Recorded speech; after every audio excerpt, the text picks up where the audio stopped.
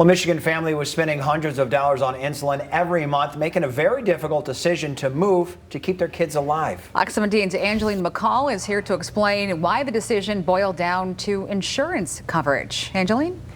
Derek, Janice, here in Michigan, the Lockwoods were covered by Medicaid because of their work in the nonprofit sector. But if you're on Medicaid, they only cover certain kinds of insulin types. Eventually, they learned the kind of insulin the Lockwoods were using wouldn't be covered anymore. As a result, the price skyrocketed. So the family instead went to find something with more stability. When insulin is the thing that's keeping you alive, you're going to do whatever you can, to try and figure it out. I don't know any mother of a child with any special need or disease that doesn't fight for the best for their child. And so I do this for them. There are some things that can't wait until Brady gets home from school. Was it due to be changed today? I didn't check. Insulin is unforgiving, needing attention. I have 14 units for breakfast alone. Okay. Demanding detail, and ultimately requiring sacrifice. Type 1 diabetes is a 24/7 job. There is no break. The journey to find insulin has been a 13-year struggle, a search that's taken them on the road from Greenville to Dayton, Ohio. Well, a choice to leave a job that you absolutely love and a place that you love, a choice to leave home. That's a pretty monumental choice. That's a significant choice to have to make. But I think a choice that every caring parent would make. A difficult decision designed to keep their kids alive. Looking back on even a year ago and looking at where we are now, I would have never imagined we would be living in a different state. 3 of the Lockwoods' biological kids are type 1 diabetics: Josie, Brady, and Cyrus. In 2019, our third child was diagnosed as a type 1 diabetic, and for us, that became a real tipping point for a decision having to be made. Feel it?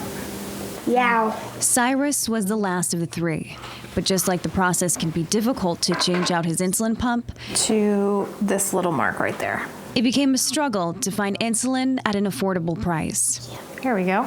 The family at the time was using Medicaid. That didn't cover the type of insulin the kids needed, Put it right there. eventually costing $606 per month per child.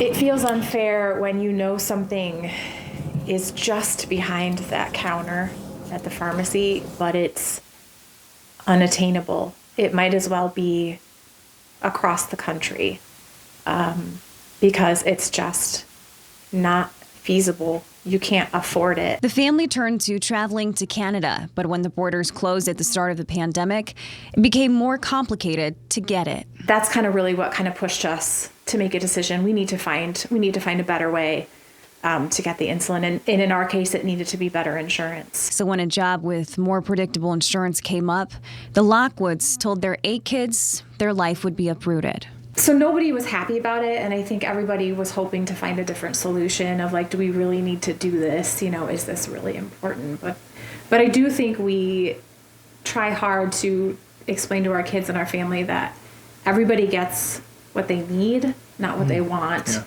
Yeah. And in this case, this, in our opinion, was a need that our family had. Now in Dayton, the search to find insulin has become easier. This receipt showing the final amount due with their new insurance, $0. I almost cried on the way home because I thought, I kind of told myself, like inside, I was like, we did it. Like we did it. We made it work, and we got this insulin in our town, 5 minutes from our home. But what did it take to get there? What did it take? Saying goodbye to home, to family, and their oldest daughter, Josie, who decided to stay and work. She has a full-time job, but it's not a job with benefits, and it's a job that she loves, and I want her to do a job that she loves. But I worry that she's going to have to give up. Sorry. I worry that she's going to have to give up her dreams or things that she wants to do just to be able to afford a drug to keep her alive for for a disease that she didn't cause. In a few years, that could be Brady, or later, Cyrus. But for now, the boys are settling in with their siblings. Please no spinning. Please, you're gonna make me barf. They're trying to make a new home in Ohio. I like everything, but I kind of miss Michigan still a little bit. One family learning sometimes home is where you need to be. You gave me the tingly feeling. Shortly after their move, one Michigan lawmaker has proposed an insulin copay cap that would limit the cost for patients who need it. But for instance, the Lockwoods wouldn't have qualified if they still lived here. We break down that bill that has already passed the Michigan House and is yet to be heard in the Senate. That's coming up later tonight in our newscast at 10:30. For now, Angela McCall, Fox 17 News.